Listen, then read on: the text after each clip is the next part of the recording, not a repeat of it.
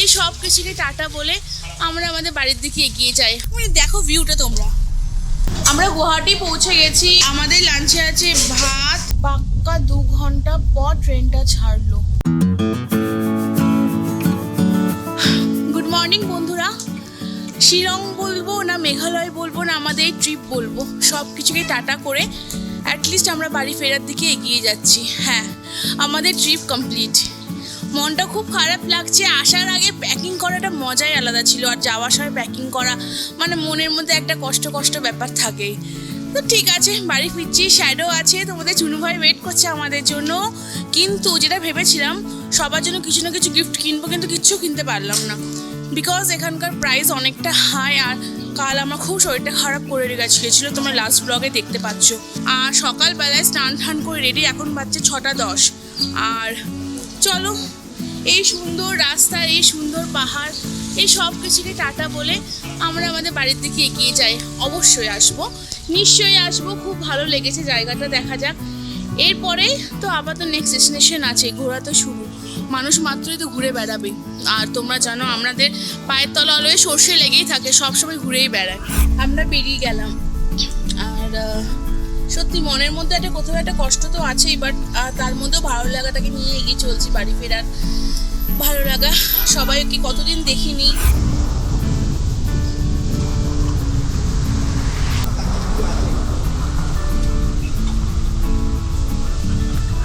আমরা এখন এসে গেছি উমিয়াম লেকে। মানে তো এই গুয়াহাটি স্টেশন যাওয়ার আগে আগে যতগুলো ভিউ পয়েন্ট আমরা দেখতে পাবো, কিছুই দেখার জায়গা থাকে। তো দাদাকে বলেছিলাম আমাদের দেখানোর জন্য, তো দাদা আমাদেরকে উমিয়াম লেকে নিয়েছে। আর দেখতে পাচ্ছ লেকটা কতটা সুন্দর। খুব সুন্দর সুন্দর কিছু ভিউজ আমি ক্যাপচার করেছি, চেষ্টা করেছি তোমাদের সঙ্গে শেয়ার করবো। উমিয়াম লেক আমাদের দেখা হয়ে গেল, আর সুন্দর ভিউ তোমাদের সঙ্গে শেয়ার করবো। আর তো এখন আমরা ডিরেক্ট যাচ্ছি গুয়াহাটির রাস্তায়। যদি কোনো চায়ের দোকান পাই তো চা খাবো, কারণ সকাল থেকে আমরা কিচ্ছু খাইনি। মানে দেখো ভিউটা তোমরা।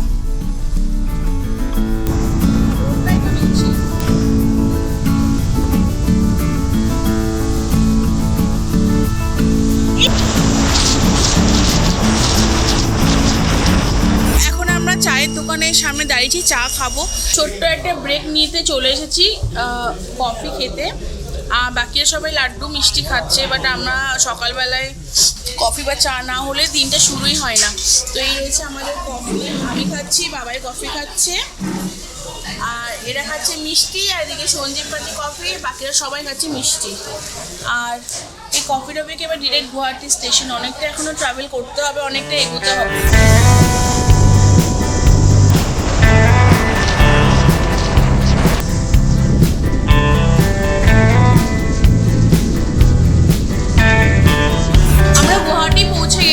আর গুয়াহাটিতে আসার পরে ফার্স্টে লাঞ্চ করতে বসে গেছি। এখন বাজে 10:30 না।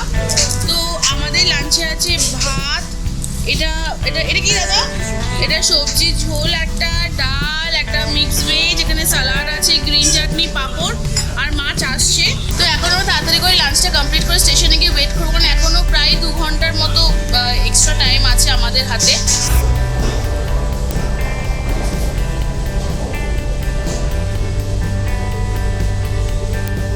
স্টেশনে এসে অনেকক্ষণ বসে, প্রায় 8 ঘন্টার উপরে। আর তুমি ওইদিকে দেখো আমাদের ট্রেন কিন্তু দাঁড়িয়ে আছে, হয়নি, সে কারণে এসিও অন করবে না। তো সে কারণে বেকার বাইরে বসে হাওয়া খাচ্ছি আর আড্ডা মারছি। এখানে সবাই বসে আছে। আর এই হচ্ছে আমাদের ফুল লাগেজ।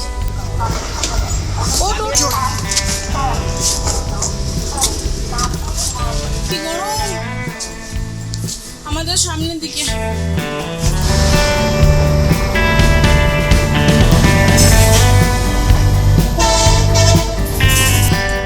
ছেড়ে দিল। আগে আসার সময় তোমাদেরকে দেখেছিলাম যে ট্রেন ছেড়ে দিল, আর এখনো দেখা যাচ্ছে ট্রেন ছেড়ে দিল।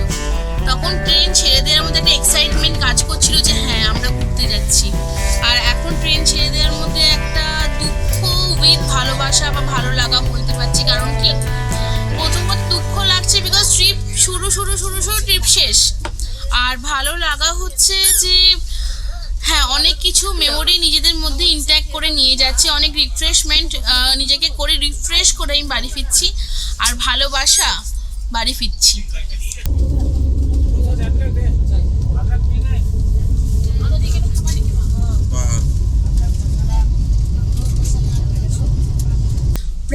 ঘন্টা হয়ে গেল। ট্রেনটা বামুনিগাঁও নামে একটা স্টেশনে দাঁড়িয়ে আছে। আসলে ট্রেনের ইঞ্জিনে মনে কোনো প্রবলেম হয়েছে, ইঞ্জিনটা নিয়ে গেছে আগে। এরপর নাকি আবার অন্য একটা ইঞ্জিন আসছে, সেটা সেট হবে, তারপরে ট্রেন এগোবে।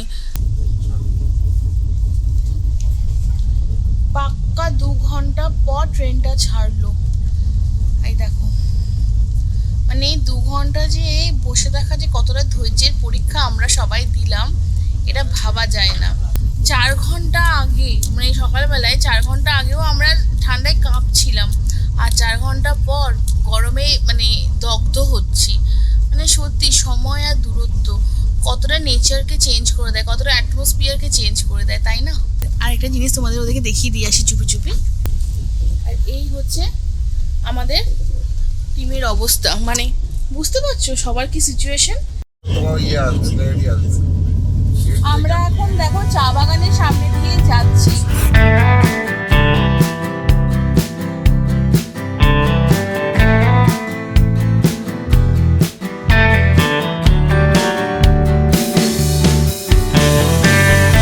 কি সুন্দর ব্রিজটা, নদীটা দেখলাম না? অ্যাকচুয়ালি এটা হচ্ছে ব্রহ্মপুত্র নদী, আর আমরা যে ব্রিজের উপর দিয়ে ক্রস করলাম এটা হচ্ছে নারায়ণা ব্রিজ। আমরা এখন নিউ কোচবিহারে এসে গেছি, এই দেখো। আর আমি আর চিন্ময় দুজনে মিলে ট্রেন থেকে নেমে গেছি। ভাবলাম এই সময় একটু নেমে যাওয়াটাই ভালো, কারণ সবসময় বগির মধ্যে থেকে থেকে কোমরটা জাস্ট ব্যথা হয়ে যাচ্ছে। শুধু বসে আছি তো বসেই আছি। গুড মর্নিং বন্ধুরা। ভেবেছিলাম যে হাওড়া থেকে তোমাদের সাথে কথা বলবো, বাট ট্রেন তো লেট। এখন কটা বাজছে, এখন তোমার দেখায় কটা বাজছে, দেখো 6:07। অলরেডি আমাদের এই সময় হাওড়ায় নেমে যাওয়ার কথা, কিন্তু সবে আমরা বর্ধমান ক্রস করে শক্তিগড়টা জাস্ট ক্রস করছি। প্রচণ্ড লেট, আর তুমি বুঝতে পারছো যে কতটা স্লো মোশনে ট্রেনটা এগোচ্ছে। আলটিমেটলি আমরা হাওড়া স্টেশন পৌঁছে গেলাম 2 ঘন্টা 12 মিনিট লেট। আর যেমন তোমাদের বলেছিলাম সবার সঙ্গে পরিচয় করাবো, তো করছি। এই হচ্ছে সুপ্রিয়, আর সুমন, এই হচ্ছে সুমন, এই হচ্ছে সঞ্জিত, স্বপ্না, চিন্ময়, আর এই আমার ওয়ান অ্যান্ড অনলি বর বাবাই। তো চলো এবার আমরা সবাইকে টাটা বলে এগিয়ে চলি। স্টেশনে দাঁড়িয়ে আছি, বাবা এগুলো টিকিট কাটতে, আর এখানে বর্ধমান লোকাল মেন দিয়েছে। হয় মেনে উঠবো নয় কাটোয়াতে উঠবো, দেখি কত করে টিকিটটা কেটে আসে। আর ভালো লাগছে না, চোখ মুখ সব ফুল, মানে কি বলবো, মানে এক্সস্টেড হয়ে দাঁড়িয়ে আছি, দেখে বুঝতেই পারছো। আর ওখান দিয়ে চলে গেল, মনটা তো খারাপ লাগছেই, স্বাভাবিক ব্যাপার। তো প্ল্যান হচ্ছে নেক্সট মান্থ হয়তো আমাদের ফ্ল্যাটে ওরা আসবে, এসে ফুল এনজয় হবে। তখন তোমাদের সঙ্গে আবার ওদের পরিচয় করিয়ে দেবো, বা বলতে পারো রিইউনিয়ন হবে তোমাদের সঙ্গে ওদের, আর আমারও সাথে ওদের। চোখ মুখ দেখে বুঝতে পারছো যে ফুল এক্সস্টেড হয়ে গেছি। আর হ্যাঁ, আমরা চন্দননগর পৌঁছে গেছি। এই হচ্ছে আমাদের লাগেজ, আর বাবাই, আর এখানে আমি, আর পুচুদা এসে গেছে আমাদের নিতে, আমাদের হন্ডা সিটি নিয়ে।